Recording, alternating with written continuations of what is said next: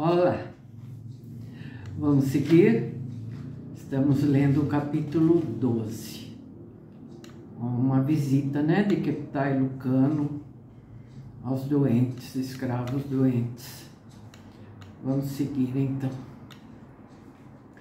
O homem do leito vizinho estava imensamente gordo e tão branco e flácido como massa crua de pão.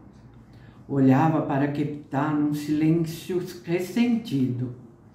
O médico lançou os olhos para a mesinha que ficava ao lado da cama e na qual havia um jarro de água e um copo. Bebesse toda essa água hoje, meu amigo? O homem murmurou algo lá dentro da garganta.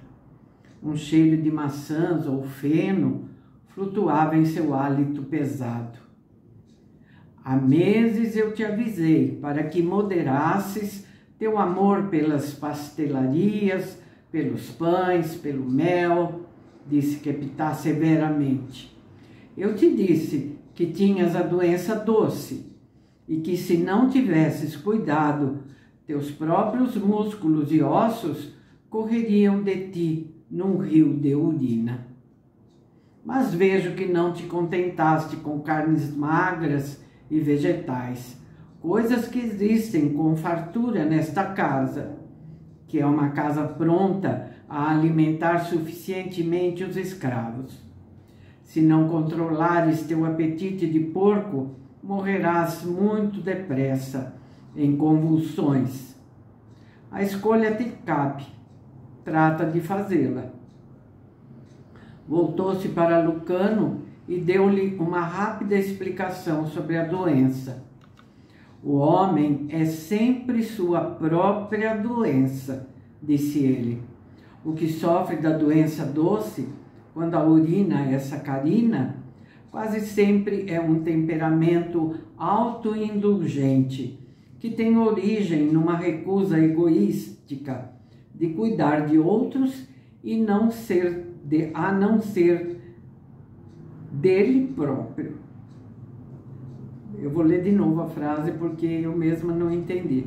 O que sofre da doença doce, quando a urina é sacarina, quase sempre é um temperamento autoindulgente, que tem origem numa recusa egoística de cuidar de outros, a não ser dele próprio. Assim, os outros não o amam e, para satisfazer seu natural e humano desejo de amor, come os doces da terra em vez dos doces do espírito. Há outras manifestações dessa doença, especialmente em crianças, que invariavelmente morrem dela. Seria interessante conversar com essas crianças que, mesmo em seus mais tenros anos, possivelmente são de disposição ávida, pensando apenas em si próprias. Nada podemos fazer senão prescrever as carnes mais magras, os legumes e frutas que menos amido contenham e restringir ou omitir os doces e os amidos. Pouco, entretanto, se consegue, exceto a penosa privação e o prolongamento de uma vida restrita, a não ser que o paciente tenha um enfraquecimento de espírito e assim se habilite a amar para além de si próprio. Olhou para o escravo carrancudo, que o estivera observando com olhos que pestanejavam. Olha para a tua esposa com amor, advertiu ele. Não digas, ela me pertence, me servirá. Dize antes em teu coração, esta é a minha esposa bem-amada, e que posso eu fazer para torná-la mais feliz das mulheres, de forma que ela diga se ter casado com o mais bondoso e mais nobre dos homens? Enquanto se afastavam, Lucano perguntou, Então, esta não é uma doença orgânica? Keptá parou e meditou, dizendo por fim: não se pode separar a carne do espírito, pois é através da carne que ele se manifesta.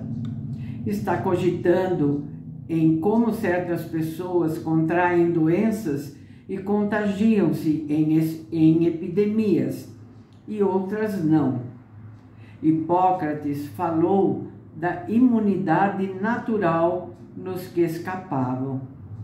Um de seus discípulos acreditava que escapam fabricando em si próprios alguma essência que repele a doença. Mas por quê? Será certo que determinados temperamentos resistem às infecções, enquanto outros não? Imunidade? Se é assim, então é imunidade do espírito, embora outros médicos não acreditem nisso. Não estou falando do homem e do mal, estou falando apenas do temperamento. Chegaram à última cama.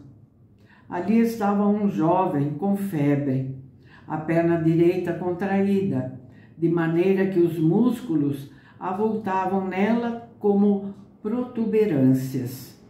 Tinha o rosto moreno, agudo, com olhos excepcionalmente inteligentes e ousados, e uma expressão colérica.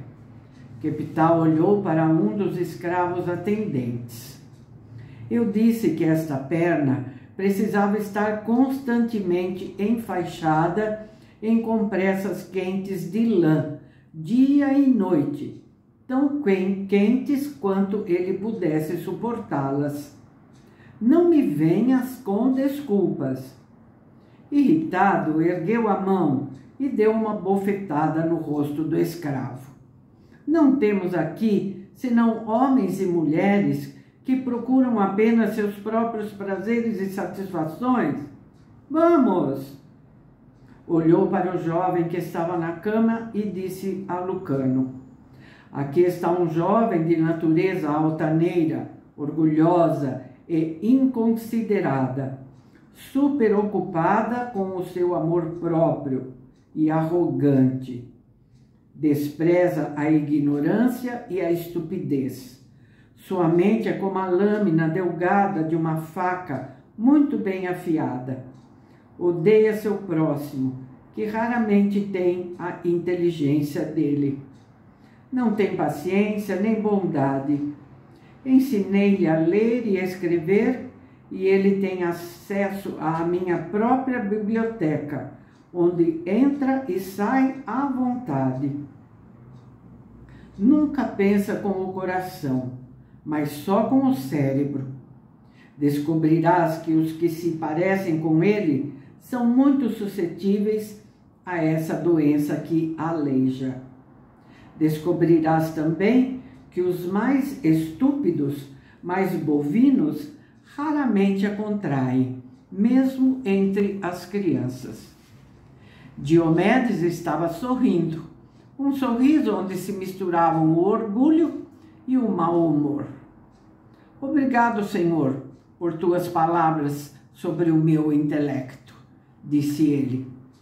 Era evidente que sentia grandes dores, mas seu orgulho não permitia que expressasse tal coisa.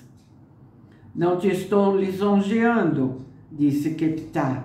Era quase inevitável que tivesses essa miserável doença, que receio vai deixar-te com perna coxa.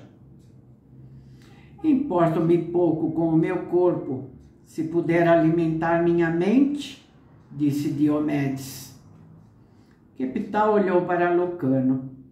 Observarás esse traço nas pessoas que sofrem desta doença. Por que deve um homem desprezar sua carne e a carne dos outros, quando ela é invenção maravilhosa de Deus e pode ser mais bela do que qualquer outra coisa viva? É através da carne que nos comunicamos com os outros. Homens como Diomedes não desejam comunicação, almejam apenas obediência e adulação para suas mentes, de fato excelentes. Digo aos pais de filhos assim: ensinai vossos filhos a amar, a dar, e treinai-os na reverência diante de Deus. Os lábios de Lucano contorceram-se, mas ele nada disse. Queptá falou com Diomedes: mandarei alguns livros para ti esta tarde. Vejo que já lestes os que te havia mandado. No intervalo, há aquela donzela, Leda, que escreve com frequência as cartas para a senhora Aurélia. É uma menina bonita, inteligente e amorosa, e adora-te. Recebe o seu amor, mas trata de retribuí-lo com todo o teu coração. Sei que isso será difícil para ti, mas poderá ensinar-te a amar, se assim o quiseres. Nada é impossível quando se tem mentalidade pesquisadora e intelectual. A senhora Aurélia é tão apegada àquela moça que me disse estar disposta a dar-lhe a liberdade quando ela se quiser casar. Afastarás dela esta dádiva? Diomedes deixou escapar um riso zombeteiro. Então seu rosto abrandou-se. Subitamente, voltou-se em seu travesseiro. Seus ombros delgados erguiam-se, e Queptá disse com suavidade: tem havido mais almas salvas através de lágrimas humildes do que de todas as poções deste mundo. Lucano disse desafiante a si próprio: ele simplifica demais. Estava comovido, no entanto, com os soluços de Diomedes, que não se podia controlar, embora todos os seus músculos se contraíssem com o esforço. E Queptá falou: apressa-te a ficar bom, Diomedes. Eu precisarei de ti como assistente, quando sentires piedade e amor pelos demais. Diomedes ergueu do travesseiro seu rosto coberto de lágrimas, e a alegria brilhou em seus olhos. Tu me deixarás assistir-te, Senhor? Exclamou ele incrédulo. Queptá sorriu. Será um excelente auxiliar, Diomedes, quando amares e tiveres piedade, quando sentires a dor alheia em teu próprio corpo. Voltaram para junto da cama de Hebra, que estava como que adormecida, respirando suavemente. Queptá mandou vir biombos que foram colocados em torno do leito. Retirou Glauco do recinto formado, colocou sobre a mesa uma bandeja onde estavam agulhas, suturas e 3 escalpelos, um grande e 2 pequenos. Disse a Lucano: é tempo de veres a primeira operação. Se vomitares, por favor, usa este balde, mas nada digas. Se desmaiares, eu te deixarei onde caíres. Há uma vida a salvar. Precisarei do teu auxílio. Apanha este chumaço de linho e mergulha-o neste óleo pungente. Há infecção aqui, até mesmo...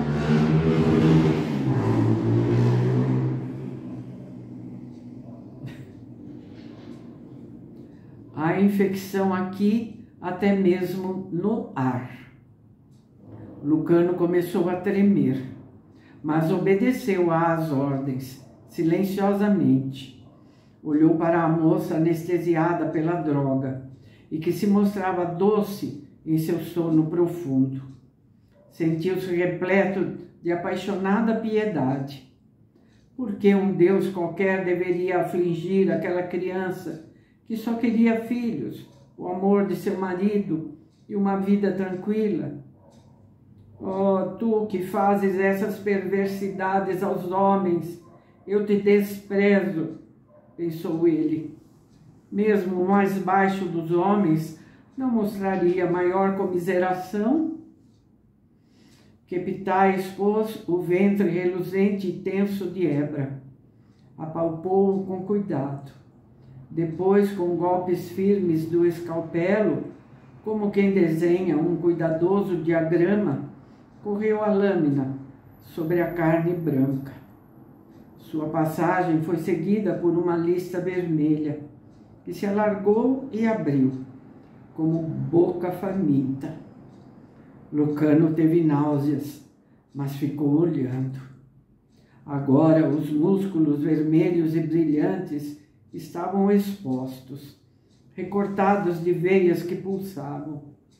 Queptá afastou-os, hábil e delicadamente, dizendo: agora usaremos os ganchos egípcios para fazer a ligadura dos vasos sanguíneos, a fim de manter o campo operatório tão livre quanto possível e para impedir a hemorragia até a morte.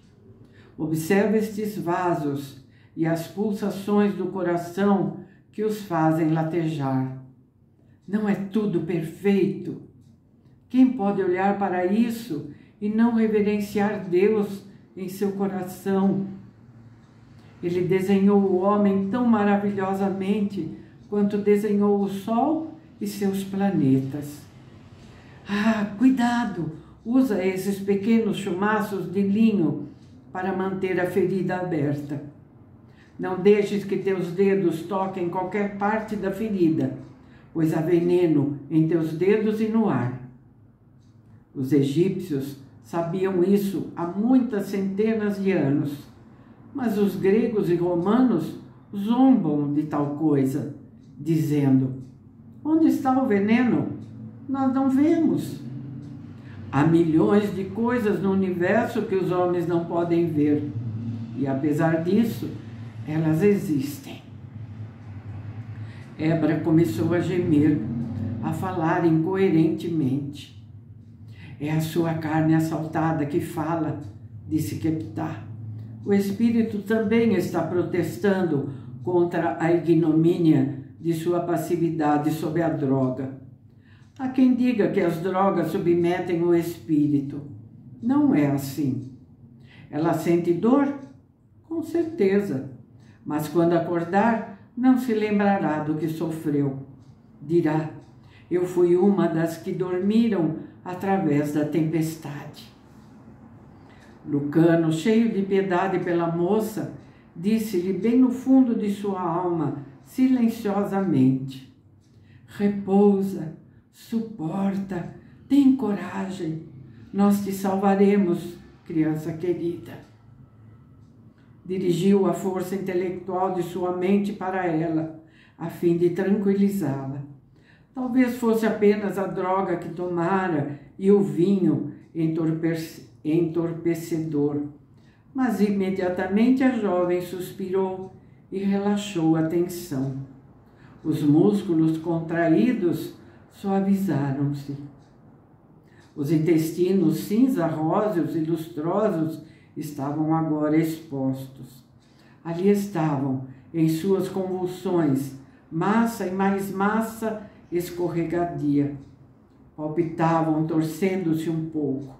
E Lucano falou com eles, bondosamente, em sua mente, e também eles se fizeram flácidos.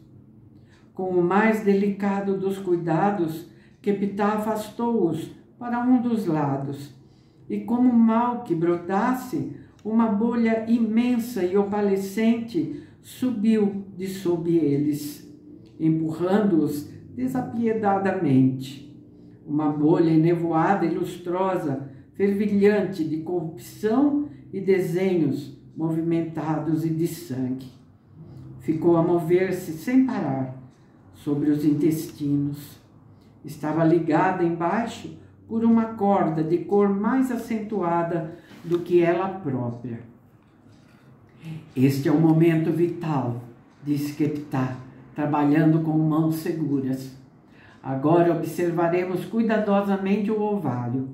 O mais leve descuido fará estourar esta bolha e encher todo o ventre com a morte.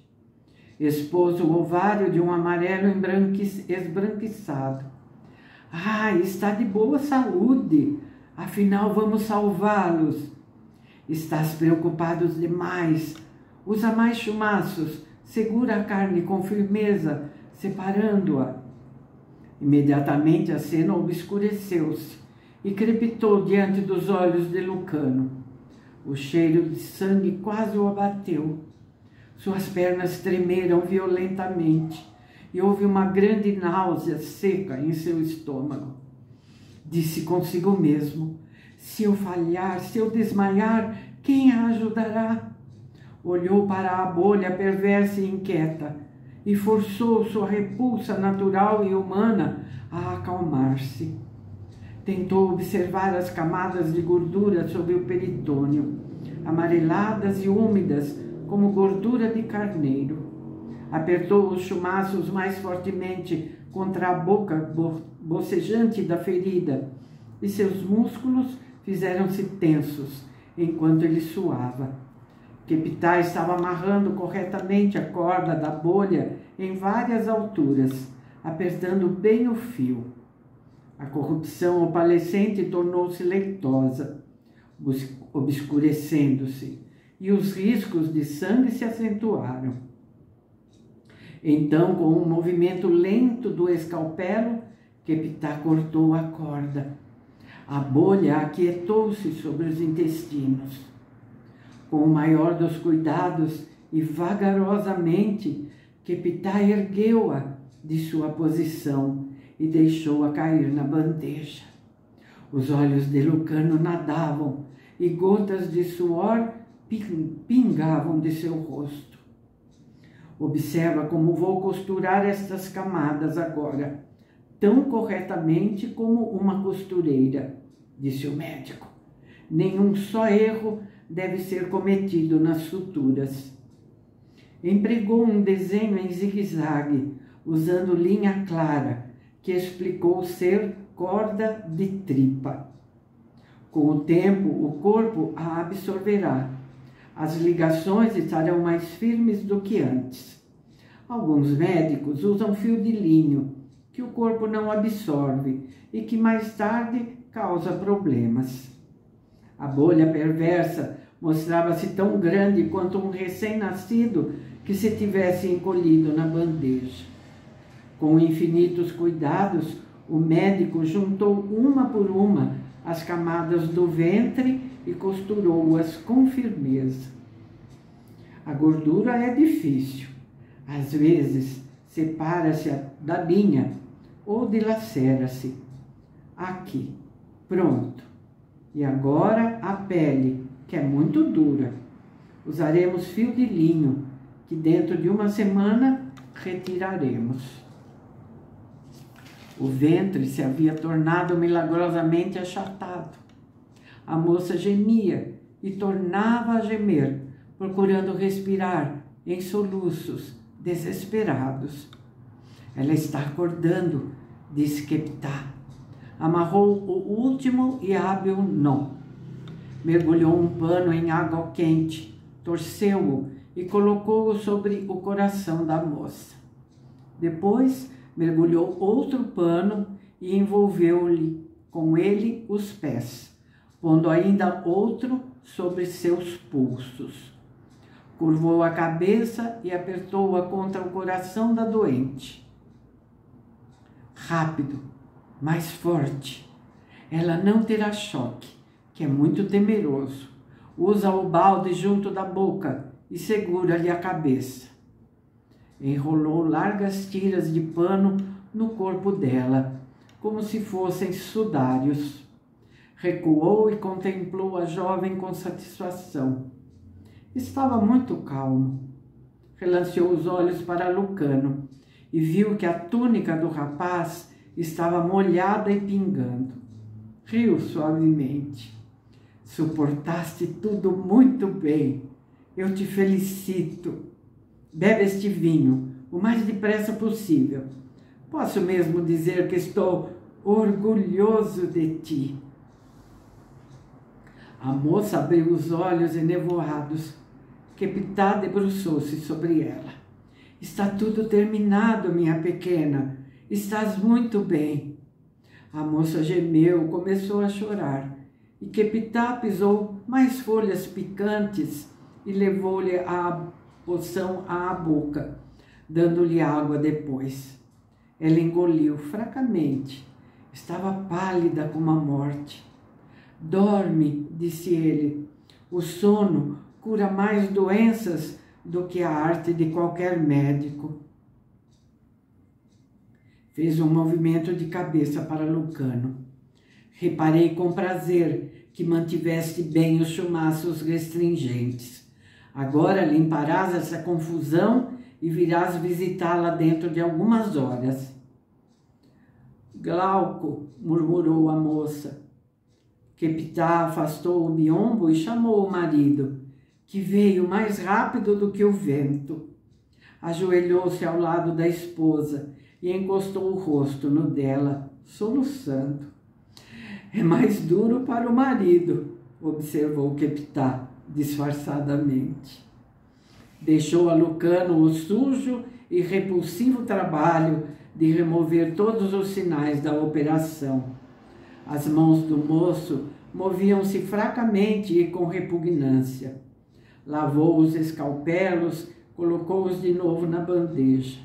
O cheiro de sangue era nauseante, bem como o de todos os eflúvios do corpo violado.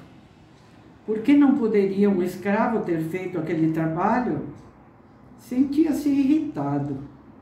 Quando saiu de trás dos biombos, encontrou Keptá, conversando jovialmente com os outros pacientes e dando ordens. Keptá lhe disse: nem sempre terás um assistente. Com muita frequência, um cirurgião precisa arranjar-se sozinho e fazer tudo por si mesmo. Olhou para Lucano e rapidamente agarrou um balde, onde o rapaz vomitou num ímpeto, até parecer que suas próprias entranhas, estômago e fígado sairiam por sua boca aberta. Keptá foi paciente. De novo te felicito, meu Lucano. É melhor dar largas ao que se sente depois de uma emergência do que durante. Vai deitar-te até poderes ir ter concusa. Lucano enxugou a boca amarga. Prefiro ir para casa. Não, disse Keptá. Irias pensar demais no que aconteceu. Arruma-te e continua teu trabalho. Vamos deixar a terceira parte. Não é muito grande, mas se eu for ler na sequência aqui vai ficar um vídeo muito longo. Tá bem? Então é isso.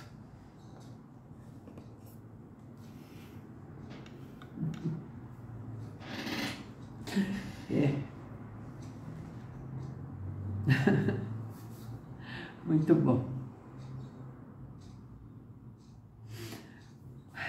Voltamos no próximo vídeo, tá bem? Deixe seu like, seu comentário, tá bom?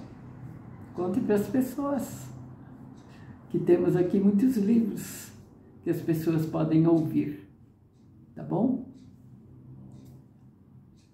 Esse de forma muito especial, não é? Tá bem? Tchauzinho. Até o próximo vídeo.